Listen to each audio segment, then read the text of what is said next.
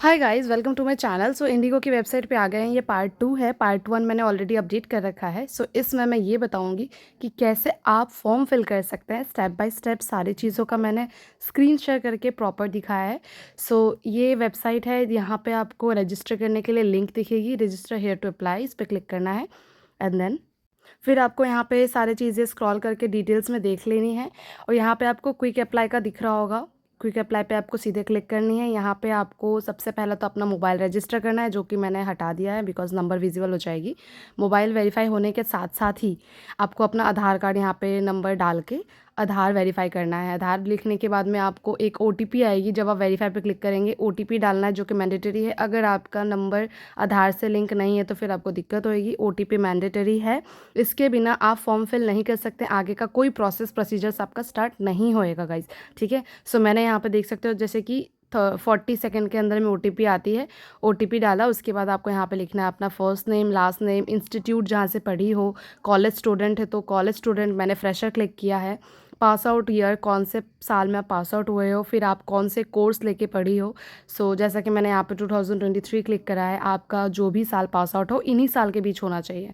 फिर मैंने यहाँ पे अपना जो भी कोर्स करा है, लास्ट मेरा MA जर्नलिज़म है, तो मैंने यहाँ पे MA लिख के सर्च करा तो MA भी आ गया। फिर उसके बाद में आप MA किस, अगर आपने बैचलर करा है तो किस में करा है, तो सबसे पहले तो आपको बैचलर सिलेक्ट करना है। फिर बैचलर किस चीज़ में करा है आपने, ठीक है। तो जैसे कि आपने अकाउंट्स में करा हो या फिर बिजनेस स्टडी में करा हो तो आपको स्पेशल यहाँ पे क्लिक करना पड़ेगा। अगर आपने नहीं भी करा है कोई स्पेशलाइज लेके तो फिर भी आप क्लिक कर लेना, कुछ भी एक लिख देना, ठीक है। उसके बाद में ये आपको एक बहुत बड़ा सा वो आएगा, इसको पढ़ना है और इसको इग्नोर करना है, ठीक है। ये ऐसे कभी कभी कुछ कुछ चीज़ें पॉपअप आ जाती है, बीच बीच में कुछ चीज़ें पॉपअप आएगी, उसको हटाना है आपको। वहाँ पे क्लिक करके इसको अलाउ कर देना है, allow while visiting the site.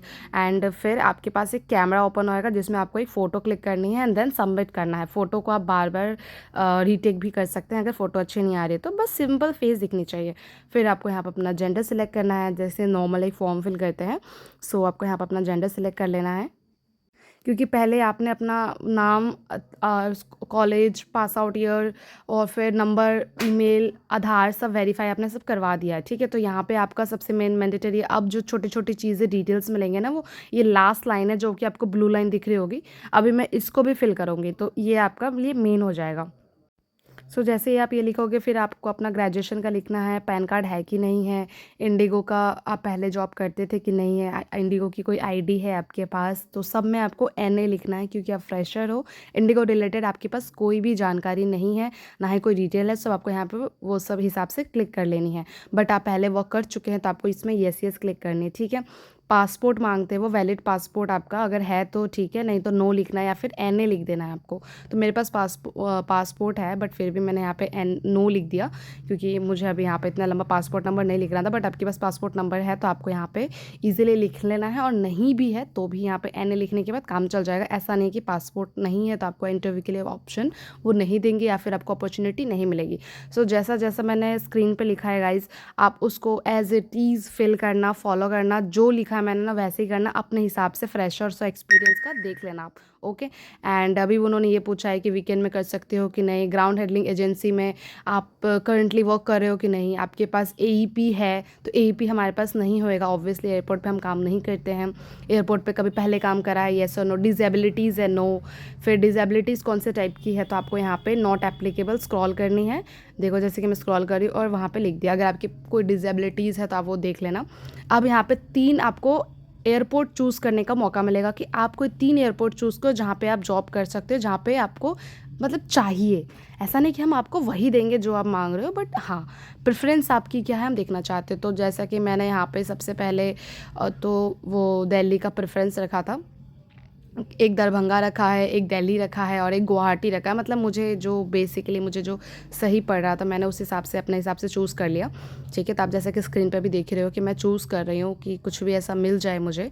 तो ये रहा गुवाहाटी एयरपोर्ट, मैंने चूज़ कर लिया। उसके बाद में नियरेस्ट प्लेस आपके लिए कौन सा होएगा, आप जैसे कि सपोज़ आप कहीं कहाँ रह रहे हो और वहाँ से आपके लिए एयरपोर्ट कितना सही पड़ेगा, तो उस हिसाब से मैंने यहाँ पे सिलेक्ट कर लिया, फिर फॉर्म सबमिट कर दिया, दैट्स इट। सबमिट होने के बाद में आपके पास ऐसा आएगा यू हैव अप्लाइड। अब देखो जैसे ही आपका यू हैव अप्लाइड दिखेगा आपको मेल आएगी, आप अपने मेल चेक करना, मेल पे सीधे सीधे आ जाएंगे और सारी जानकारी मेल पे आएगी कि कॉन्ग्रेचुलेशन आपका हम प्रोसेस हायरिंग प्रोसेस आगे फॉरवर्ड करेंगे, तो आपको हम आगे के लिए मेल करेंगे, तो आपको वेट करना है, ठीक है। 20 जून तक आप इसमें कुछ भी चेंजेस कर सकते हैं, अगर कुछ इशू हो गया है तो 20 जून के बाद आप कोई चेंजेस नहीं कर सकते। मोस्टली आपका जो एग्ज़ाम होएगा वो 20 जून के बाद ही मेल करेंगे, so keep checking your mail. Also आपको व्हाट्सएप पे भी वो मैसेज करेंगे, तो अगर आपको हर जगह मैसेज आ रहा है इसका मतलब आपका सक्सेसफुली सबमिट हो गया है। So let's wait for the further mail जहाँ पे वो सारी डिटेल्स के साथ आपको असेसमेंट वगैरह करवाएंगे guys. So thanks for watching, do not forget to like this video, I have tried my best to help you out.